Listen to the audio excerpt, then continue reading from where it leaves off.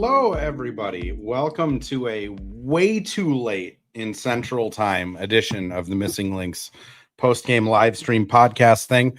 I apologize. The Wolves game was supposed to start at 8, didn't start until much later, and then proceeded to last 3 hours. So it's 11:30 here where I am in Vegas, but 2:30, 1:30, math, 1:30 in the Central Time zone, because I didn't want to subject anyone to staying up until 2:30 in the morning with me.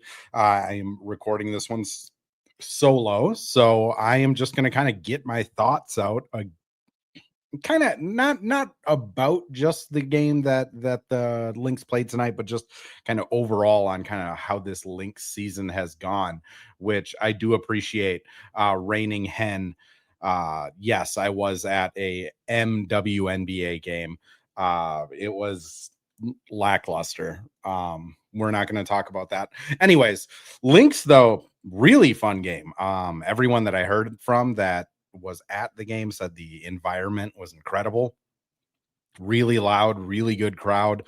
And you get a 104-100 victory over the Phoenix Mercury. That obviously feels good, the history of that, and also just kind of the ongoing rivalry. I don't know if it's a rivalry for the Lynx. I am going to walk and talk as I shut off this really loud air conditioner. I don't even know if people can hear it, but it feels like the Lynx are more so getting a rivalry with everyone in the league than just one specific team. And part of that is because the Lynx are quite frankly beating most of these teams in the league, but also because like they are just having these moments where, you know, Alyssa Thomas blows out Fee's knee ankle. And then you have a game like this where it's 104-100 down to the wire. K-Mac and Olivia Miles go for 70 combined. And I mean, K-Mac's shot making in the fourth quarter was just superb. It is just like her ability to just get to that weird little underhand flip shot that I hate is just incredible. Her shooting display tonight from 3 was fantastic.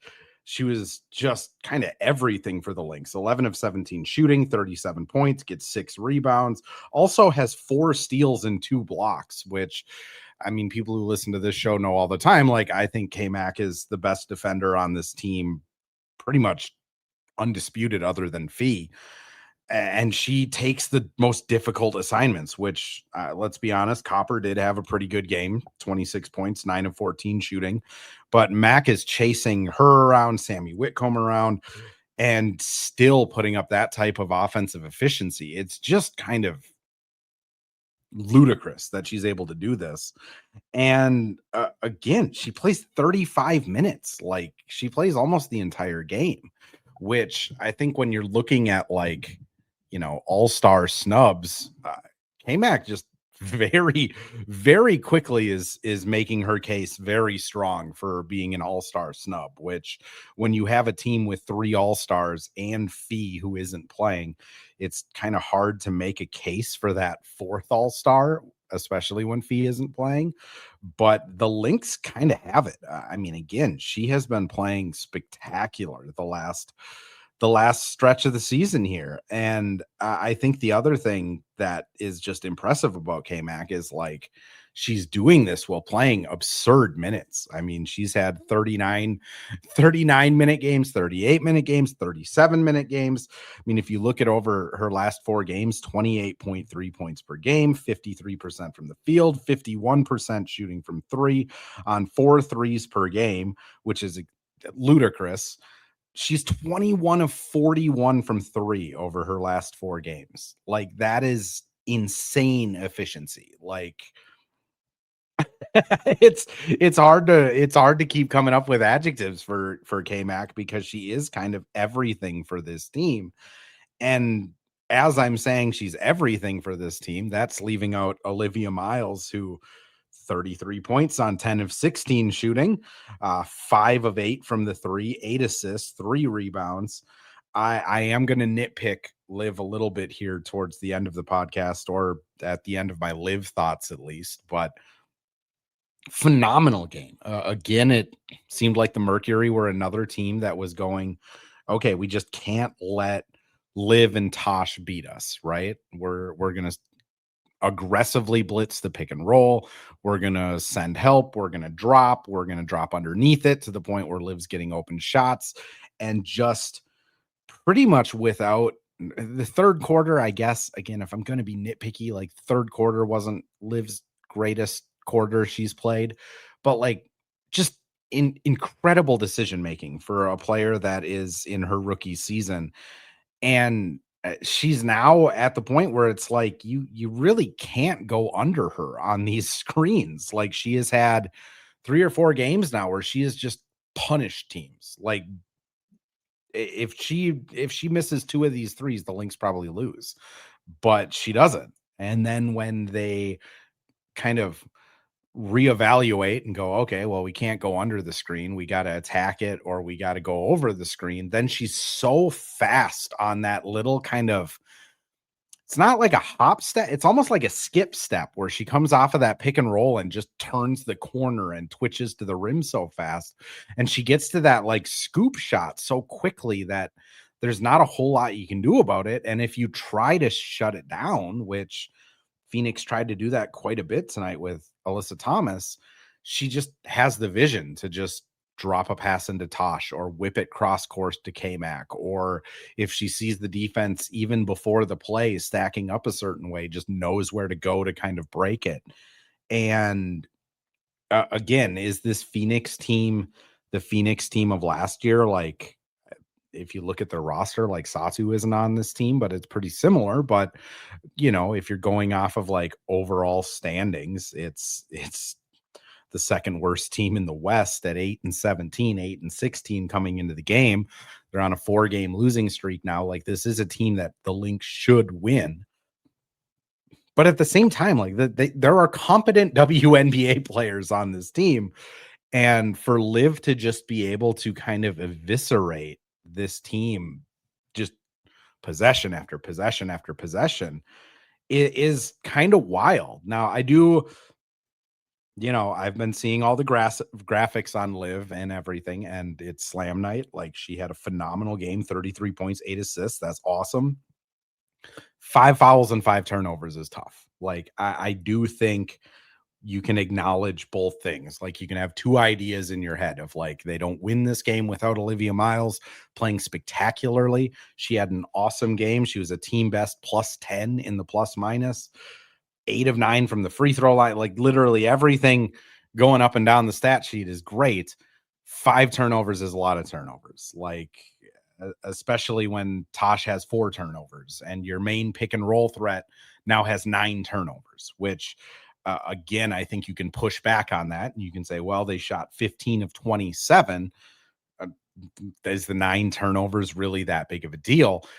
How I view basketball is turnovers are just like a wasted possession. So I think theoretically you could sit there and say, well, if they had 4 less turnovers and they had 4 more missed shots, it's probably a wash. And I would kind of agree with that. But the 9 turnovers is just tough. And you look at kind of how they almost lost it. We'll get into the defense in a little bit here, but I do want to just focus on the offense before the break. Like, those turnovers are just crucial at times, and sometimes they're unwarranted. They're turnovers that are just kind of like either trying to do too much, overconfidence, missing the ball. A couple times there wasn't really any like really big, just like egregious, like, you know, loose handle, she just gets stripped type of things. But like, a lot of them are turnovers that I'm sure she's going to see in the film room tomorrow. I'm sure Cheryl is going to have a nice jump cut of all of them for her.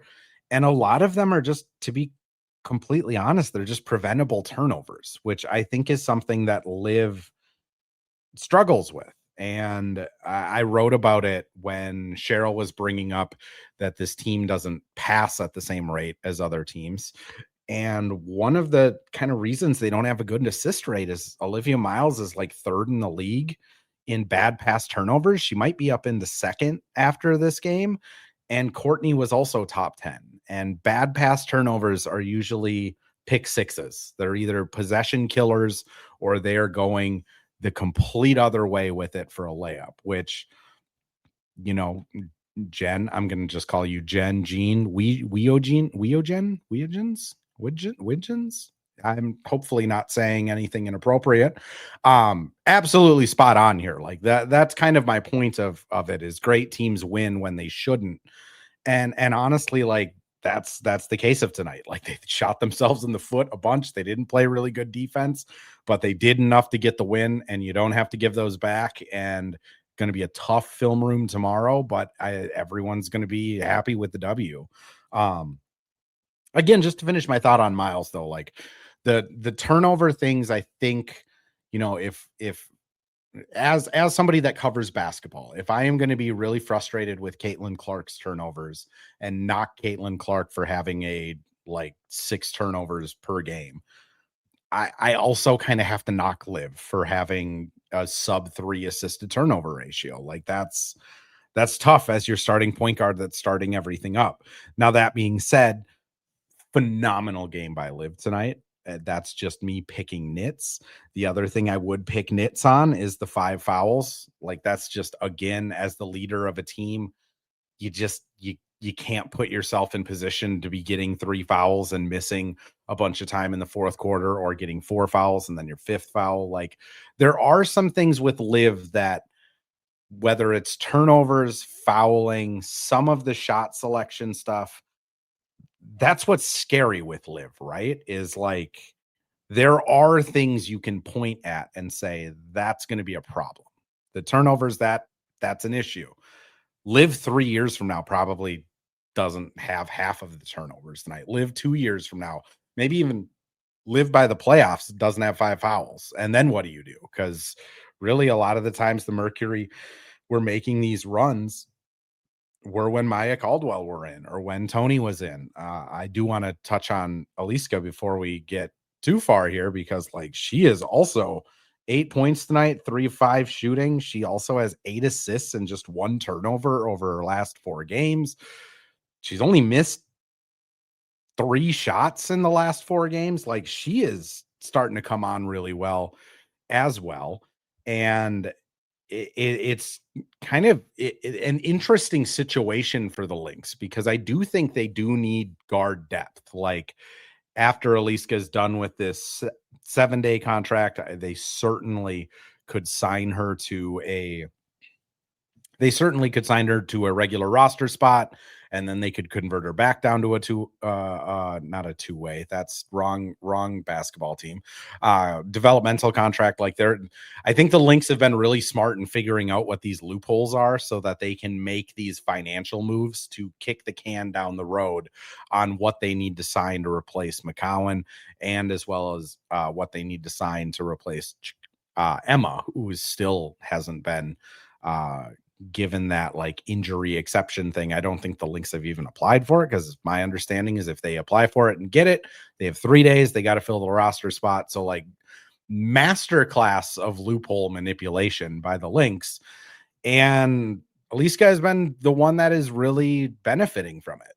I mean, she's been great the last 4 games. She's looked like she's in control. She looks like she is really good at like just kind of the same thing as Liv. She's not like as quick as Liv on these like corner turns out of pick and rolls, or like turning the corner off of a dribble handoff, but she's just so like strong. Like she knows where she wants to go with the basketball, and she gets to her spot so like efficiently and with so much strength that it's hard to slow her down.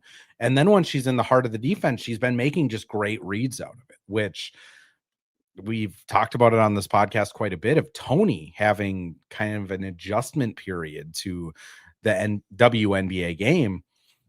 I think it's fair to say it's been the same thing for Eliska, that it's been a little bit of an adjustment period, getting kind of caught up with the speed and the more space, because they don't have offensive 3-second or defensive 3-second in EuroLeague. And those things are kind of interesting to get like up to speed and like compartmentalize. As Jen B says, though, like she's also tall. Like she is a very tall point guard. Jen, I also saw your other comment. Hams was awesome, as well as from the presser. It sounded like Cheryl wanted her on the roster the whole time. I tend to think that as well. Like Cheryl brought Hamzova and Emma over to be on this roster. Like she really was high on them in training camp. She thought they would be great additions. Emma, unfortunate injury. And then with Eliska, they're just kind of juggling things to try and figure out how to keep roster spots open without, salary capping themselves or getting players in here that aren't going to work out. And honestly, over the last 4 games, I've kind of seen enough out of Eliska to go, hey, if they decide they don't want to get a point guard and they're just going to say the garbage time minutes or the 5 to 8 minutes that Court and Liv aren't playing, or only one of them is on the floor, I honestly think they probably have enough ball handling now with Tony and Eliska that they could make that work.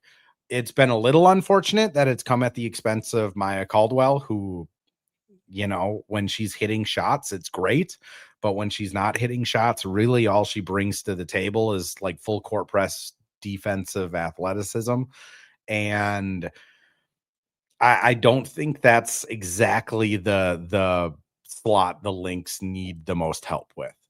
Honestly, and this is taking a little bit of a turn because it's flowing that way into free agency talks, I think the Lynx still need size. Like against the Liberty, Fee isn't fixing that size problem. Like she'll help. Then you have Fee guarding Stewie instead of K-Mac, and that's certainly going to help.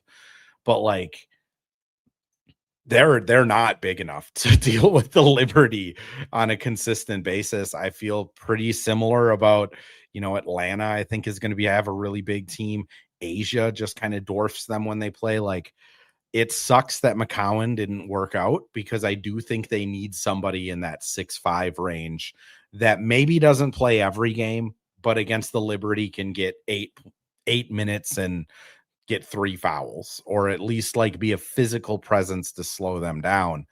Cause right now it's all hope is on Dorka, who unfortunately it sounds like got injured in the pregame warmups, tried to give it a go after halftime. I guess wasn't quite there. They listed her as doubtful, which typically that's a pretty good sign for an in-game injury. It means that they're pretty likely to play the next game. So unless something crazy comes out, I kind of assume Dorka is going to be ready for Wednesday's game. But like that is a lot of faith and a lot of trust in Dorka is the answer to this. And I, through 2 games, haven't really felt that way, which I know it's 2 games. It's early. She missed all of training camp playing in Euro. Then she came over and was hurt. And it's a very unfair situation, which is also part of the overall star break. Do you bring in another center and just try and get them up to speed just as an emergency type of thing? Is Dorka just kind of a perimeter threat at this point on offense, and you're not going to get the offensive rebounding from somebody her size? There was some weird defensive communication issues against the Liberty and in the game before that against the, I'm testing my memory, Mystics, Sun. Like there's just some issues that I think is tough with this roster size wise, which is something that honestly Lynx fans have been saying for 4 years. So the best case scenario might be, you get that injury exemption on Emma after the All-Star break or after the trade deadline, and you hope somebody gets bought out or cut. You bring a center in and you bring a guard in, and then you're feeling pretty good with Tony and Maya and Ola as your wings. But it just, again, it kind of stuck out again tonight without Dorka of just, they really need more size.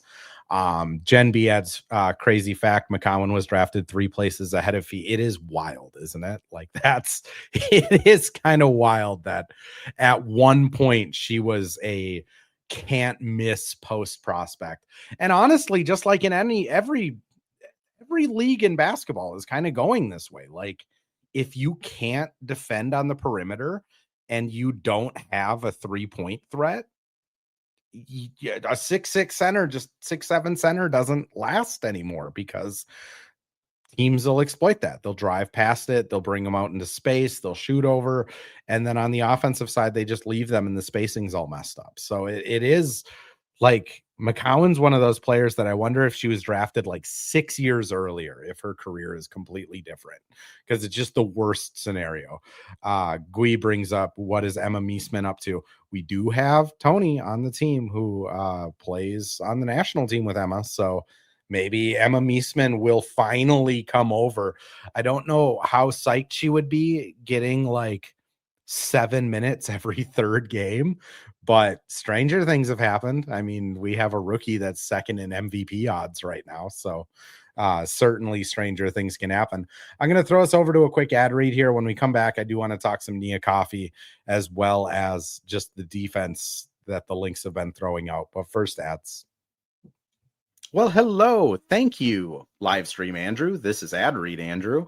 And today we have Firehawk Construction and Remodeling, the presenting sponsor for the Missing Lynx podcast. Firehawk Construction and Remodeling strives to inspire people to follow their ideas, working with respect and understanding to create a quality, tailored result. Firehawk Construction and Remodeling, located in Blaine and serving in the North Metro area, is here to help you with your building and remodeling needs.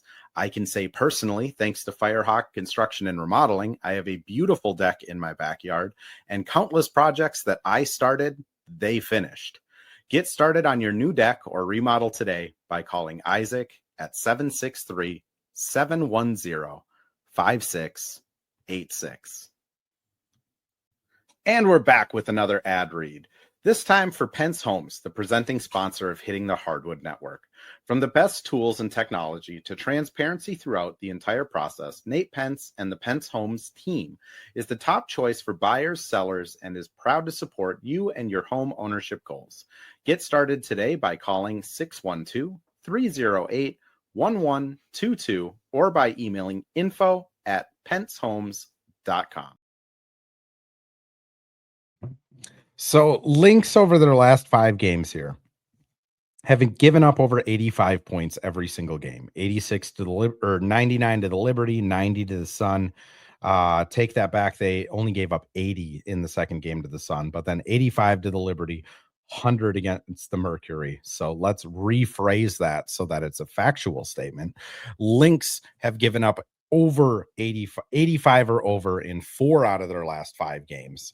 And I'm not really sure what it is that the Lynx are struggling with. I think you can look at the Liberty and you can say they just have so much size that they're just going to get their shots, right? And Stewie, for the most part, in both of those games, just kind of got her shots. Sabrina went kind of nuclear in that third quarter in the win over the Liberty, but kind of ineffective in the loss to the Liberty. Again, like the Lynx have always been undersized. Like they were undersized when they played against Atlanta. They were undersized when they played against Chicago. They're undersized anytime they're playing somebody that's bigger than them. And most of the teams are bigger than them. So like my head kind of goes to like, yes, the Liberty have more star power, but what schematically is happening that is causing the issue?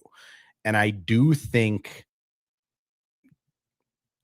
the Lynx have I'm trying to think of how to word it so it'll make sense. They have figured out certain inefficiencies in teams that they are comfortable giving up. So like most teams are, for example, the mid-range, like with Courtney Williams. Most teams say, go underneath the screen. We don't want to give up a rim runner going to the basket, and we don't want to give up a 3. So we're going to play a pick and roll and give up the mid-range type of area, right? And then Courtney Williams has made a career on just killing teams for giving up that mid-range.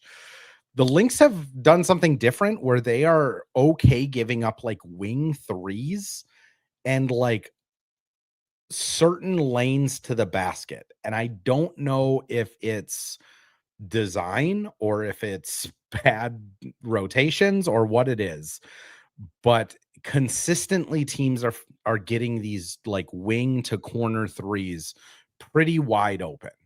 And I think some of that is the Lynx trying to like double team and help out when they're playing against bigger teams. And I think the other side of it is just something in their analytics must be saying that that is more efficient to give up than like whatever they're trying to take away, which I apologize. I know this is very vague. I haven't had a chance to ask Farrell about it because it's been a working theory of mine that I have.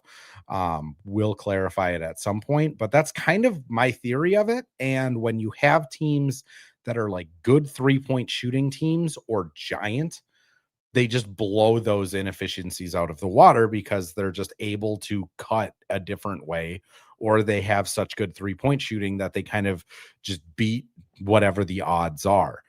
And again, I'm not sure why the last couple weeks it has seemed more egregious. Again, if it's shooting variance, you'd expect that to kind of fall off at some point. And like not every team is coming into playing the Lynx on a hot shooting night. But like even the Mercury tonight, I mean, they were hitting pretty wide open threes pretty often. They shot 11 of 25 from three, 56% overall, had quite a few just wide open lanes to the basket. And I, again, I'm not sure if it's teams are starting to figure out how to attack this Lynx's system, or if it's just shooting variance. The Lynx are just getting unlucky, just like at the beginning of the season when they were holding every team under 40% shooting. They were probably getting a little bit more lucky at that time. I do think it's an issue though, because I've said it a few times on the live streams of just, I think the Lynx's defense teams can figure out. Like in a 5-game series, I think they're going to be able to crack it. And if they're able to crack it in game 1 or 2 of that 5-game series, like that sets up for a really frustrating long playoff series. And then that bleeds into another long playoff series because you got to have some sort of like something you can fall back on. And it hasn't really been the defense for the Lynx. Their offense is the thing to me that I don't know what teams are going to do. And the Mercury were case in point tonight. Like if K-Mac's having a magnet ball game with the rest of the talent on this team, like you can't double K-Mac anymore. It doesn't work. Like you can't take a player off of court or live to double K-Mac. You're just kind of sealing your own fate. So like the offense, I feel like is going to be able to hang with anybody. But there's just been these parts with the defense where it's just my eyebrows have been raised. I'll put it that way to see what the next adjustment is. And maybe it's as simple as Nafisa Collier comes back and all of this is better. I think right now, Nia Coffey, somebody mentioned her in the chat way earlier, and I apologize for not throwing that up there. Jen brought up watching Nia shutdown after shutdown.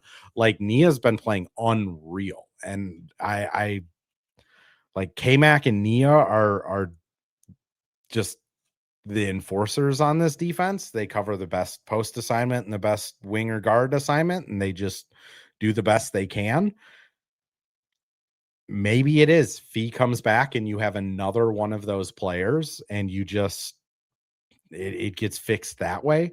I almost wonder if some of this weirdness is because Fee is integrating back in practice and maybe there is just some communication issues happening consistently, or someone's expecting someone else to be in a certain space and then it doesn't. Like it's interesting to see, I guess, this development where it's now a 5-game sample size of not great defense, which is not something the Lynx have really had over the last 2.5 years. It's kind of been awesome defense, and then their offense just the wheels fall off and they kind of sputter. It's going to be interesting to see what fixes it. Did want to just kind of chat on the upcoming schedule as well, because the Lynx, we were kind of talking about this off and on in the live streams of just, this is kind of the time now for the Lynx, where you have sparks, fire, storm, tempo to end the month of July. They also have the All-Star break coming up in about a week. Like, this is the time where if the Lynx are really able to just put kind of the pedal down to the floor and build up a lead again in the standings, it could be really hard to catch them. Like, if they go 6-0 out of these next 6 and they're sitting there at 24-6 going into the All-Star break, I mean, it's going to be really hard to catch them at like the 1 or 2 seed. I know the Aces are playing really well right now. I know there's other teams that are kind of floating in that area, but I'm legitimately kind of interested to see how big of a lead they can build, because these next 6 games, it should be the Lynx like 10-point favorites in every single game. And if they can take advantage of that going into August, sky might be the limit for this team again, where then they're able to rest players. Hopefully no one gets seriously injured going into the playoffs this year, and they're going to be able to just kind of take things slow. I'm going to be honest. I have been a little bit less adamant on, this team being statistically the best team in the league anymore this year. They have had some inefficiencies. I plan on writing about it this weekend, of just where they have kind of fallen off, where like the assist percentage isn't as great. The assist to turnover isn't as great. The shooting has fallen off a little bit. The defense has fallen off quite a bit. The defensive rebounding has been an issue at times. And it's now looking more like a Lynx team that is still the best team in the league, but it's not like a historically dominant team, which makes me a little more anxious for Fee to come back, because I do think if this isn't like, a Ferrari and you're adding Fee to a Ferrari, if this is just another good car, I'm not a car person, this was a terrible decision. If there's just another good car and you're adding Fee into it, like, I think you're going to need games to get those kinks out and to kind of get the pecking order reestablished and kind of get everything flowing in the same direction again. And again, there's just these weird little blips and flaws now that have me a little concerned. With that being said, though, I do plan on having a post-game live stream podcast thing on Wednesday after the Sparks game. I believe that is a camp game, if I am not mistaken. No, when's the camp? Oh, that's the next one. Yes, camp game, Sparks, 10 a.m. for me over here in Vegas. It's going to be delightful. But after the Sparks game, Terry Horseman is going to be joining me, and we will be talking more about just kind of the weird trends that the Lynx are starting to have. Again, they're not like bad trends. It's not like, oh man, the Lynx are going to go from the best team in the league to like the second worst. Like, they've just gone from historically good to just like really good, which is interesting. That's kind of the adjective I would give, is interesting. For people that did join into this a little bit late, though, does get posted up on YouTube and X, Twitter, whatever we're calling it now, as soon as I end the stream. If you are up this late at 2 a.m. In Minnesota, bless you for being here, but also go to bed. Unless you're on the night shift, then don't go to bed. Like, that seems irresponsible. Like I said, we'll be back after the Sparks game with Terry Horstman, and I appreciate everyone for swinging by and hanging out. I know this was a late one. We can blame the Wolves for that. If they had less than a 3-hour game, I'd be here earlier. But again, thank you everyone for listening.